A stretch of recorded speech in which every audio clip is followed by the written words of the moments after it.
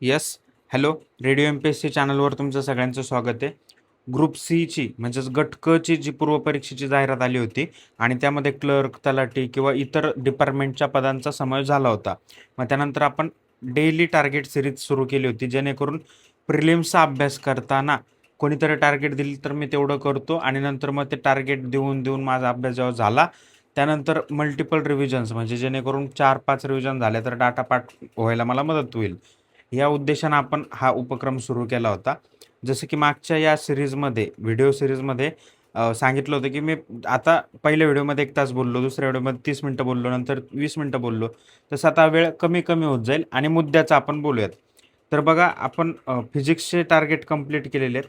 Physics आपलं done झालंय, chemistry पण डन झालंय आणि कालपासून आपण बायोलॉजी बघतोय. म्हणजे 12 ऑगस्टपासून. 12 ऑगस्टला आपण हे बघितलं होतं. तर ही सॅम्पल पी-डी-एफ मी तुम्हाला शेअर करतो टेलिग्राम चॅनलवर. टेलिग्राम चॅनल, टेलिग्राम आय-डी कोणाला माहीत नसेल तर त्यांच्यासाठी बघा. टेलिग्राम आय-डी माझा पर्सनल हा आहे आणि आपलं रेडिओ एम-पी-एस-सी नावाचं टेलिग्रामवर चॅनल आहे. तर आता ह्या पी-डी-एफमध्ये काय आहे, तर ही तुम्ही नका म्हणजे ॲज इट इज प्रिंट मारू वगैरे एवढा खर्च नका करू. पण स्वतःच्या पेजवर म्हणजे कोऱ्या कागदावर स्वतःच्या डायरीमध्ये किमान लिहून घ्या, की 12 ऑगस्टचं हे टार्गेट होतं. मग हे वाचलं का? नाही वाचलं. मग हे जे काय आपलं वाचलेलं नसेल, ते नंतर रिव्हिजन फेजमध्ये तुम्हाला कव्हर करता येईल. म्हणून तो रेकॉर्ड तुमच्याकडे असावा, किंवा मी अभ्यास करताना काय वाचलं होतं आणि काय सोडलं होतं किंवा काय वाचायचं राहून गेलं होतं. जसं डे 1मध्ये तुम्ही हे केलं, पण हे राहिलं. तर डे 2मध्ये कव्हर करण्याचा प्रयत्न करा. पण डे 2चे टार्गेट हे मोठे आहेत, जास्त आहेत. जे आपण 13 ऑगस्टला ठेवले होते. सॉरी 14 ऑगस्टला ठेवणार आहे आपण हे 13 ऑगस्टला ठेवलं होतं. मग 14 ऑगस्टला टार्गेट मोठे तर हा कव्हर होणार नाही. मग हा 15 ऑगस्टला कव्हर करण्याचा तुम्ही प्रयत्न करा. जर अशा प्रकारे हे 5 दिवस जे आपण दिलेत, या 5 दिवसात पण तुमचं कव्हर नाही झालं. समजा यातला एक टॉपिक राहिला, यातला एक टॉपिक राहिला आणि यातला 2 टॉपिक राहिले. असे 4-5 टॉपिक तुमचे राहिले. तर इथं तुमची नोंद असेल, की मी हे वाचलं, हे नाही वाचलेलं. मग जेव्हा आपण रिव्हिजन फेज स्टार्ट करणार आहोत, त्यावेळेस तुम्ही ते कव्हर करायचं आहे. म्हणजे राहिलंय म्हणून मागं पडलो किंवा त्याच्यातच टाईमपास केला असं करू नका. मग हे काय रीडिंग येस, नो आता हे सगळे टेलिग्राम चॅनलवर तुम्हाला बनवून देतात. मेंटरशिपच्या नावाखाली खपवतात. सो ते बनवलं होतं टाईमपास. असू दे. जे नवीन आहेत त्यांना सायन्सबद्दल सांगतो. सायन्सचा हा सिलेबस आहे, तुम्ही जो बघू शकता तो. बायोलॉजी हे तुमच्या टेलिग्राम चॅनलवर पण टाकलंय मी. रेडिओ एम-पी-एस-सीचं जे काही टेलिग्राम चॅनल आहे, सर्च करा. त्याच्यावर मी ते टाकलंय. तर बायोलॉजीचे एवढे चॅप्टर आहेत. मग ब्लड सर्क्युलेटरी सिस्टमवर प्रश्न आलाय का? तर आलाय. पी-वाय-क्यू बघितलं तर तुम्हाला कळलं आलाय. रेस्पिरेटरीवर आलाय. एक्सक्रेटरीवर आलाय. उत्सर्जन संस्था ज्याला आपण म्हणतो. डायजेस्टिव्ह सिस्टमवर पण आलाय. रिप्रोडक्शनवर एवढे सहसा प्रश्न नाही आहेत. फक्त एक आला होता की क्रॉस ब्रीडिंगवर काहीतरी आला होता तो. कोऑर्डिनेशन इन ह्युमनवर येतो प्रश्न. ग्लँड्सवर हमखास येतो. एन्झाईम हार्मोन्सवर येतोच. सेल, टिश्यूज याच्यावर अपेक्षित असतो एक प्रश्न. त्यानंतर कंबाईनचा विचार केला तर त्यांचं फेमस आहे बायोडायव्हर्सिटी क्लासिफिकेशन ऑफ प्लांट्स आणि ॲनिमल्स. मग जे काही प्रश्न येतात ना, किंगडम, फायलम ते याच्यावर येतात. म्हणून हे सगळ्यात आय-एम-पी टॉपिक होतो. आणि याचं जे काही क्लासिफिकेशन आहे किंवा उदाहरणं जे लक्षात ठेवायचे आहेत, ते खूप अवघड जातात. कितीही वाचलं तरी लक्षात राहत नाही. आता हे उदाहरणं लक्षात ठेवायला पण काही लोकांनी ट्रिक्स वगैरे बनवल्यात. ते तुम्हाला टेम्पररी चांगलं वाटतं, पण ते एक्झाममध्ये येणार नाहीये. सो एकच पर्याय, जर तुम्ही सायन्सची 10 वेळा रिव्हिजन करत असाल, तर या टॉपिकची तुम्हाला किमान 50 वेळा रिव्हिजन करणं आहे. मग हे शक्य आहे का? तर शक्य आहे. काही हरकत नाही. ह्याच्या नोट्स मी तुम्हाला देण्याचा प्रयत्न करतो. मला 1-1.5 महिन्याचा वेळ द्या. जेणेकरून ऐन एक्झामच्या 1-1.5 महिन्याआधी तुम्हाला या नोट्स मिळतील. 4-5 पानाच्या असतील. मग हे जे काही 4 पेजेस आहेत, हे तुम्ही फक्त 10 मिनिटामध्ये रिवाईज करू शकता. रिवाईज करणं म्हणजे काय रे? त्याच्या नजर मारणं त्याच्यावर फक्त. फक्त नजर मारायची, की 4 झाला 10 मिनिटं नाही 40 मिनिटं जाऊ द्या. एवढे लागतच नाही 4 पेजला, म्हणजे मी पाठपोट बोलतोय. बॅक टू बॅक पेज 10 मिनिटं लागणार आहे. नजर मारायची. कोणता फायलम, कोणता क्लास, त्याचे एक्झाम्पल. आता हे जसं वाचतो डोळ्यांनी वाचा बघा. Concept of matter, chemical classification, atomic structure हे डोळ्यांनी वाचा. हे वाचायला तुम्हाला किती फास्ट वाचता बघा. Periodic table, classification of mineral over असं ते वाचायचं असतं रिव्हिजनमध्ये फास्टमध्ये. ठीक आहे. सो बायोलॉजीचं मी तुम्हाला सांगतो हे. त्यानंतर न्यूट्रिशन बघितलं तर ह्याच्यावर जे व्हिटॅमिन्स वगैरे असतात त्यावर प्रश्न येतात, की बी व्हिटॅमिन कशासाठी आहे, के काय आहे, रक्त गोठायला कोणतं असतं, सुंदर काय असतं, डोळ्याला कोणतं लागतं, हे असे फालतू प्रश्न आहेत. म्हणजे रिपिटेटिव्ह प्रश्न आहेत जे कायम येतात, सोपे प्रश्न आहेत. स्केलेटल सिस्टीममध्ये हाडं, हा चॅप्टर जो मी शिकवला ना हाडांचा, एवढा चांगला शिकवलाय, 10 मिनिटामध्ये तुमची रिव्हिजन होऊ शकते याची. हाडं इव्हॉल्युशनवर प्रश्न सहसा येत नाही, बायोटेक्नॉलॉजी करू नका, बॉटनी करा मी म्हणेल, कारण बॉटनी हा जो काय टॉपिक आहे भस्के सरांच्या पुस्तकातून आपण जे करतो याच्यात किमान 2-3 प्रश्न येण्याची शक्यता असते जर आले तर, नाहीतर येतच नाही.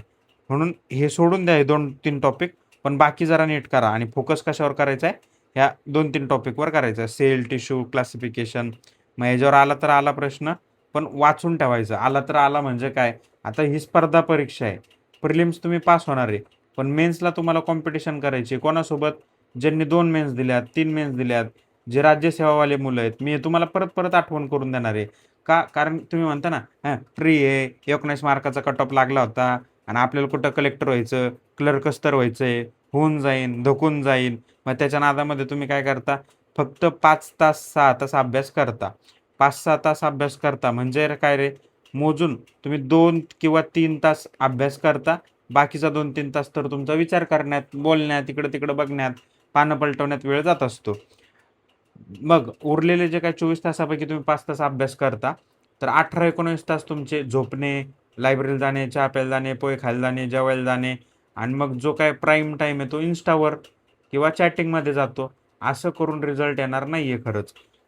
मग तुम्ही जे काही प्रश्न मला विचारता ना, की वाचून होतंय का आणि टार्गेट एवढेच आहेत का? हां, टार्गेट एवढेच आहेत का? हा जो काही प्रश्न आहे त्याचं मी उत्तर देतो, की ताई किंवा दादा, टार्गेट एवढेच आहे, ठीक आहे.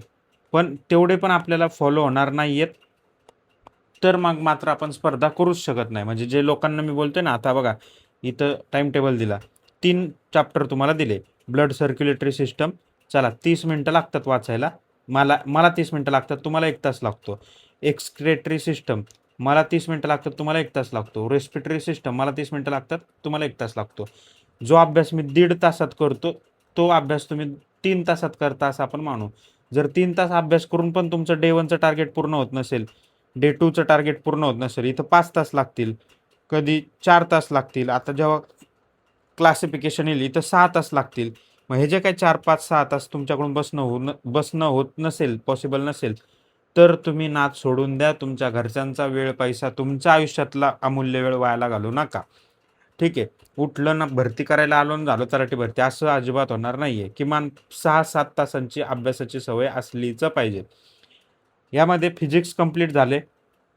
याला आपण 2 दिवस दिले होते. हे 8 ऑगस्टला केलं होतं आणि हे 9 ऑगस्टला केलं होतं.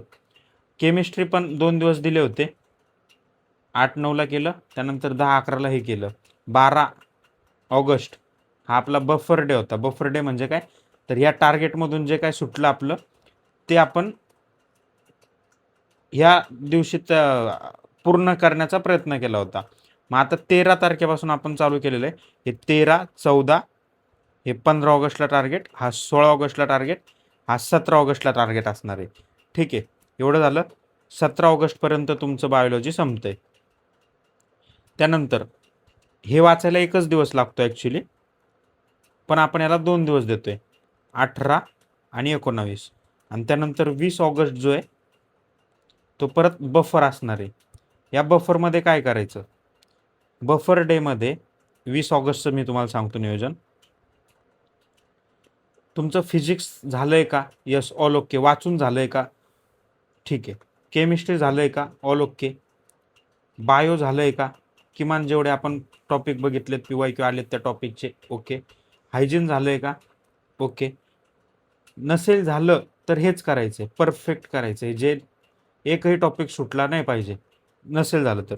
जर हे सगळं झालं असेल, त्यांनी करंट करायचंय, करंट. कारण मी करंटचा टार्गेट तुम्हाला याच्या आधी पण दिला होता. बऱ्याच जणांनी सांगितलं की सर झालं नाही, कारण ते व्हिडिओ मोठे होते.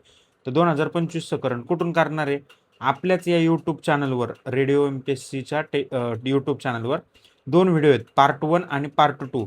पार्ट 1 आहे 3 तासाचा आणि पार्ट 2 आहे 5 तासाचा. हे टोटल 8 तासाचा जो काही व्हिडिओ आहे याच्यामध्ये 2025 सगळं तुमचं जे काय अंक असतील, इयरबुक आहे जानेवारी तो डिसेंबर सगळं कव्हर झालेलं आहे. करंट 2025च आपण करणार आहे सध्या तरी. करंट 26 कधी करायचं मी ते पण सांगतो. सप्टेंबरमध्ये जवळपास एंडला आपण करायचं किंवा मिड सप्टेंबर किंवा एंडला. त्याचं कारण काय, ताजं असणार आहे, जास्त रिव्हिजन होणार आहे. तर 25 ऑक्टोबरची जी काय एक्झाम आहे तर या सप्टेंबरमध्ये केलेलं किंवा हे बघा सप्टेंबरच्या पहिल्या वीकला केलं, त्यानंतर एंडला केलं म्हणजे 4th वीकला केलं, परत 1 ऑक्टोबरला आपण करणार आहे आणि परत 7-8 दिवसाला म्हणजेच 10-11 ऑक्टोबरला आणि त्यानंतर 24 ऑक्टोबरला कंपल्सरी आपण करंटच करत असतो. का तर एक्झाम प्रेशर असतो 25 ऑक्टोबरचा की बाबा काय होईल, कोणतं वाचू, उद्या पेपर आहे. मग अशा वेळेस आपण 24 ऑक्टोबरला फक्त करंटच करत असतो. मग त्या करंटमध्ये 2026चं करा किंवा 2025चं करा, तुमची मर्जी. पण आत्ताचा जो काही ट्रेंड आहे 2023 2024 असे काही प्रश्न येतात. मग इथं मुलांचा एक डाऊट असतो की सर कोणते करू, 24 करू 23 करू. मग याच्यामध्ये पण जे काही इंडेक्स असतात GDP, NDP किंवा निर्देशांक वेगवेगळे पुरस्कार असतात. मग 2025ला कोणाला मिळाला, 24ला कोणाला मिळाला, 2026ला कोणाला मिळाला, नेमकं काय पाठ करू असं पण असतं. तर काय करू, मग मी बोलतो की फक्त 25-26 करा. याच्यातून आला प्रश्न तर ठीक आहे, नाही आला तर सोडून देऊ, आपलं नशीबच भंगार होतं. कारण ते कोणाला येणार पण नाही, आठवणार पण नाही. ठीक आहे, करंटचा हा तुमचा विषय मिटला. आता सुरुवातीपासून जर तुम्ही बघितलं 1 ऑगस्टपासून आपण जवळपास सुरू केलं होतं किंवा 28 जुलै जे जुने होते ते. तर आपलं मराठी व्याकरण कंप्लीट झालेलं आहे. मराठी व्याकरण फक्त वाचून, होकॅब झालेली नाही अजून मराठीची, ते आपण मेन्सच्या वेळेस करू. आणि आता 20 ऑगस्टपर्यंत सायन्स कंप्लीट होईल प्लस करंट कंप्लीट होईल. कोणतं, 2025चं. एवढं तुम्हाला करायचं आहे. आता तुमचे काही FAQs असतात त्याचे उत्तरं देण्याचा मी प्रयत्न करतो. एका मुलाने मला विचारलं होतं की तुमचा रुटीन काय होता, अभ्यासाचा रुटीन असला काय पाहिजे. तर मी खरंच सांगतो, मी खूप लेझी माणूस आहे, आळशी आहे. तर माझं असं सकाळी उठणं नव्हतंच कधी. म्हणजे तुम्ही जर रेडिओ MPSC टेलिग्राम चॅनलवर ऐकलं असेल, लाईव्हमध्ये मी बोलत असतो खूपदा, ह्याच गोष्टी रिपीट करत असतो कारण त्याच गोष्टी आहेत. तर मी सगळा अभ्यास घरी राहून केला होता जालना या ठिकाणी. तर जालन्याला काय एवढं अभ्यासाचं वातावरण किंवा लायब्ररी वगैरे नाही आहे. मग मी काय करायचो, सकाळी 8-9ला उठायचो. 8-9ला ब्रश केला, फ्रेश झालो, वाचायला बसायचं. मग नाश्ता वगैरे करत पण पेपर वगैरे वाचणे. आता इथं मी पुस्तक वाचायचो, ठीक आहे. मग इथं टाइमपास वाचायचो. त्यानंतर 12-1 वाजता काय व्हायचं, झोप यायला लागायची. मग 12 वाजता मी जायचो लायब्ररीला जायचो. इथं 1-2 तास चांगला अभ्यास व्हायचा. पण तरी पण 2 वाजता मला झोप लागायची. मग लायब्ररीमध्येच झोपायचं. त्याचं कारण काय होतं, असा जो काही तुमचा डेस्क असतो याच्यावर तुम्ही जेव्हा डोकं टाकून झोपता मस्तपैकी, तर थोड्या वेळाने म्हणजे 20 मिनिटं असतील, 30 मिनिटं, कोणाकोणाचं 1 तास असू शकतं, हाताला मुंग्या येतात. हातावर झोपतो ना आपण, हाताला मुंग्या येतात आणि लगेच जाग येते. पण हेच जर मी झोपायचंच आहे ना मला, हेच जर मी माझ्या घरी झोपलो किंवा माझ्या रूमला झोपलो, बेडवर झोपलो, तर मात्र 2चे कधी 5 वाजतात, 6 वाजतात हे कळत नाही. सो तो टाईम अव्हॉइड करण्यासाठी मी फक्त लायब्ररीला जायचो. मग ठीक आहे, झोपलो 2:30-3ला मला जाग यायची. मग 3 नंतर परत थोडं फ्रेश होऊन 3 ते 5 बसायचं आणि त्यानंतर मग 5-6ला परत चहा, कॉफी काय जे असेल ते. मी 6ला परत 5-6ला घरी जायचो. घरी गेल्यानंतर वाटला अभ्यास करावा तर करायचो, नाहीतर टीव्ही किंवा इकडं-तिकडं मित्रांसोबत फिरणे, टवाळक्या करणं असलं काहीतरी. मग जेवण वगैरे करून माझे 7:30 वाजायचे. म्हणजे हा 2.5 तास माझा वेस्टच जायचा, फालतू जायचा. म्हणजे रिग्रेट आहे किंवा माझ्या चुका आहेत, त्यातून तुम्ही शिकावं म्हणून तुम्हाला सांगतो. 8:30ला आलं की अभ्यासाला बसायचा, मूड बनवायलाच 9 वाजायचे. एखाद दिवशी जर कोणाशी चॅटिंग-चुटिंग झाली, तर मात्र हा अभ्यास बोंबलत बसायचा किंवा इन्स्टाचा नाद लागला किंवा यूट्यूबलाच व्हिडिओ बघितले तर हा अभ्यास व्हायचाच नाही. पण जर 9ला बसलो तर मात्र 12-1 वाजेपर्यंत मी बसायचो. म्हणजे मी रातकिडा होतो इन शॉर्ट. रातकिडा असणाऱ्या मुलांनी बिनधास्त अभ्यास करा 2 वाजेपर्यंत, 3 वाजेपर्यंत, काही फरक नाही पडत. 1 दिवसाचा पेपर आपल्याला काही फरक नाही पडत.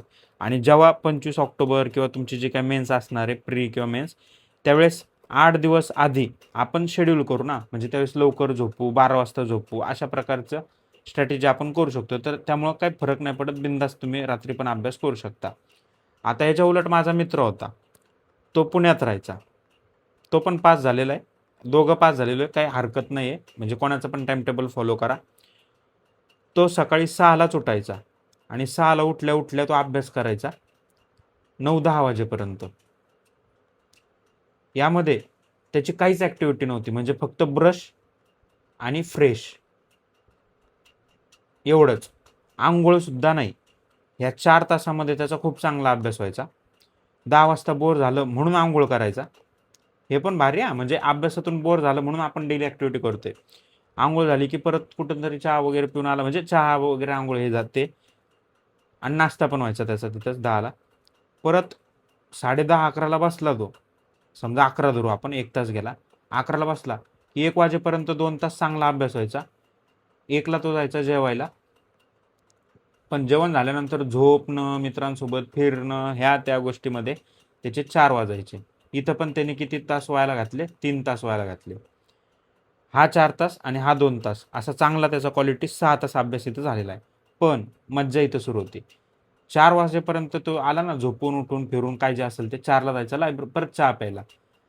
मग इथं वाजायचे 5. पण 5 PM नंतर जोपर्यंत जेवायचा टाईम होत नाही, म्हणजे 8 वाजेपर्यंत हे 3 तास परत चांगला अभ्यास त्याचा व्हायचा. पण मात्र जेवून आलं की तो लगेच झोपायचा. 9 तास त्याचा अभ्यास इथं व्हायचा कसाही चांगला करून. म्हणजे कितीही टाईमपास तुम्ही केला तर 9 तास सगळ्यांना मिळतात. आता तुमचं टाइम टेबल शेड्यूल काही वेगळं असू शकतं प्रत्येकाचं. पण एक आदर्श टाइम टेबल काय असलं पाहिजे किंवा रुटीन काय असलं पाहिजे हे व्यक्तिपरत्वे डिपेंड करतं. कोणाला काय होतं की लवकर झोप लागती, त्यांनी लवकर झोपा, सकाळी लवकर उठून अभ्यास करा. काही रातकिडे असतात माझ्यासारखे, जे म्हणजे तुम्हाला खरं सांगतो लिटरली, ती नवोदयची परीक्षा असू दे, लहानपणापासूनच सांगतोय, नवोदयची परीक्षा असू दे, तुमची स्कॉलरशिप असू दे, NTSC असू दे, किंवा आपलं ही NTSCच केलं मी, किंवा आपलं काय होतं ते होमी भाभा वगैरे त्या एक्झाम असू दे, ते लहानपणी द्यायचो मी. कोणत्याच एक्झामला म्हणजे असायचं ना, सिरियसनेस असायचा प्रत्येक गोष्टीला. स्पर्धा, बाजूचे पोरं अभ्यास करायचे, आपण. मला 6 AM ला वेकअप पॉसिबलच झालं नाही. कधीच मी 6ला उठलो नाही. सो तो प्रत्येकाचा बाय डिफॉल्ट असतो. काही लोकांना 5लाच उठायची सवय. उठा, काही प्रॉब्लेम नाही. त्यांना 11 नंतर जागं राहिल्याच जात नाही. ते 10 PM ला झोपणार म्हणजे झोपणार. काही हरकत नाही, झोपा. म्हणजे रुटीन याचं असंच असलं पाहिजे, तसंच असलं पाहिजे, काही फरक पडत नाही. पण मला एवढं कळतं की प्रत्येकाच्या आयुष्यात फुल टाईम अभ्यास करणारे 10 तास अभ्यासाला मिळतात आणि त्यांनी तो 10 तास अभ्यास केलाच पाहिजे. आता तुमचा अनवॉन्टेड टाईम कुठं जातो? तर सोशल मीडिया, Insta, फोनवर बोलणं, हे ते मी तुम्हाला सांगितलं. तर तो वेळ वाचवा आणि छानपैकी हे जे काय टार्गेट दिलेले आहेत हे कंप्लीट करा, सायन्सचे वगैरे. पुढं आपण भूगोल, इकॉनॉमिक्स, जे काही हिस्ट्री असेल ते सगळंच करण्याचा प्रयत्न करूयाच. सगळ्यांना all the best. Thank you so much.